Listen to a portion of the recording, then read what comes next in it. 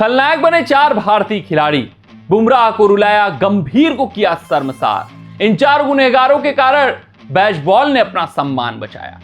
अगर हम बात करें इंग्लैंड की पहली पारी की समाप्ति के बाद, तो यह मुकाबला बैलेंस में आकर अटक गया है। भारतीय टीम के पास 6 रनों की महत्वपूर्ण लीड तो जरूर है, लेकिन इस मुकाबले की अगर हम चर्चा करें तो यहां भारतीय टीम हेडिंग्ले में अपना दबदबा बना सकती थी। उनके पास अपार मौके थे, लेकिन भारतीय टीम की तरफ से 4 खलनायक खिलाड़ी साबित हुए, 4 गुनहगार खिलाड़ी साबित हुए, जिसके कारण जो मुकाबला एक तरफा बन सकता था, जहां पर भारतीय युवा अपना जलवा बिखेर सकते थे, लीड टेस्ट को अपने नाम एक तरफा अंदाज में कर सकते थे, अब मुकाबले में कुछ कहा नहीं जा सकता है, क्योंकि 4 खलनायक खिलाड़ी, 4 गुनहगारों ने बहुत सारी लापरवाहियां की और उन लापरवाहियों का नतीजा यह है कि बेसबॉल अपना अंततः सम्मान बचा ले गया। अगर हम बात करें सबसे पहले और सबसे बड़े गुनहगार खिलाड़ी की, जिसके कारण यह मुकाबला इतना रोमांचक बन बैठा है, वो यशस्वी जायसवाल। यार बल्ले से जायसवाल ने जरूर धाक जमाया, बल्ले से जरूर शतक ठोका, लेकिन सिर्फ और सिर्फ बतौर बल्लेबाज वहीं पर आपका काम टेस्ट क्रिकेट में नहीं समाप्त होता है, आपको फील्डिंग भी करनी होती है। टेस्ट क्रिकेट में कैच छोड़ना क्राइम माना जाता है, क्राइम। वहां पर आप गलतियां नहीं कर सकते हैं, लेकिन जायसवाल हाफ चांसेस तो बहुत सारे छोड़े, लेकिन जो आसान से कैचेज उनके हाथों में आ रहे थे उसको भी छोड़ा है। एक बार नहीं, 2 बार छोड़ा है, और जिन 2 बल्लेबाजों का शतक छोड़ा है भाई साहब, जिन 2 बल्लेबाजों का उन्होंने कैच छोड़ा है, वो एक ने शतक मारा, एक 99 ठोक कर गया। सबसे पहले अगर मैं ओली पोप की बात करूं तो 60 के व्यक्तिगत के स्कोर पर थे पोप। वहां पर जायसवाल के पास कैच जाता है बुमराह की गेंद पर और वो छोड़ देते हैं। ओली पोप आपको पता है फिर शतक ठोक देते हैं।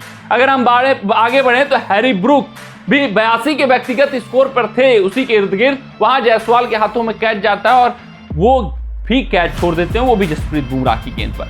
तो आप समझ सकते हैं कि एक नहीं 2 कैच, पोप शतक ठोकते हैं, हैरी ब्रूक 99 तक पहुंच जाते हैं, और ये सब जो चीजें होती हैं वो मोमेंटम ब्रेक करती हैं। मोमेंटम से भी बड़ी बात, एक गेंदबाज का कॉन्फिडेंस ब्रेक करती हैं। कॉन्फिडेंस धरातल पर आता है। वो तो जसप्रीत बुमराह जैसा स्पेशल टैलेंट है कि उसको फरकिच नहीं पड़ता यार, आप एक गेंद पर कैच छोड़ो, वो अगली गेंद पर विकेट लेने का काबिलियत और मादा रखते हैं, वो अलग मुद्दा है। अगर हम बात करें दूसरे खलनायक खिलाड़ी की, तो वो रहे ऋषभ पंत। यार बतौर विकेट कीपर आप कदापि कैच नहीं छोड़ सकते और बिल्कुल एक्सेप्टेबल नहीं होता है। वहां ऋषभ पंत हैरी ब्रूक को जीवनदान देते हैं 46 के व्यक्तिगत स्कोर पर, और हैरी ब्रूक जो थ्रेटनिंग दिख रहे थे, हैरी ब्रूक जिसने पूरी तरीके से सम्मान आज तीसरे दिन बेसबॉल का बचाया, एक तरफा अंदाज में लड़ाई लड़ते हुए दिखे, वो अगर 46 के सोचिए व्यक्तिगत स्कोर पर आउट हो गए होते तो फिर क्या हाल हुआ होता बेसबॉल। भारतीय टीम के पास 100 रनों के इर्द गिर्द का लीड होता इस वक्त, लेकिन ऐसा कुछ नहीं हो पाया। तीसरे खिलाड़ी रविंद्र जडेजा। यार रविंद्र जडेजा से आप एक्सपेक्ट नहीं करते कि वो कैच छोड़ें, और 15 के व्यक्तिगत स्कोर पर बेन डकेट का कैच छोड़ा था और शतक ठोक डाला था डकेट। अगर वहां पर कैच नहीं छूटता, 100 रनों की साझेदारी पोप और डकेट के बीच नहीं होती, तो और भी भयावह स्थिति में बेसबॉल अपने आप को पा रहा होता। भारतीय टीम के पास और भी बड़ी बढ़त हो सकती थी। ये 3 फील्डरों ने, क्षेत्ररक्षकों ने भारतीय टीम की नया डुबाई। बुमराह को खासकर लेट डाउन किया, सभी के सभी क्षेत्ररक्षकों ने। बुमराह जो अपना एफर्ट लगाते रहे, इन क्षेत्ररक्षकों का अगर वो साथ पाते तो फिर भारतीय टीम को कम से कम 100 रन का लीड दिला देते।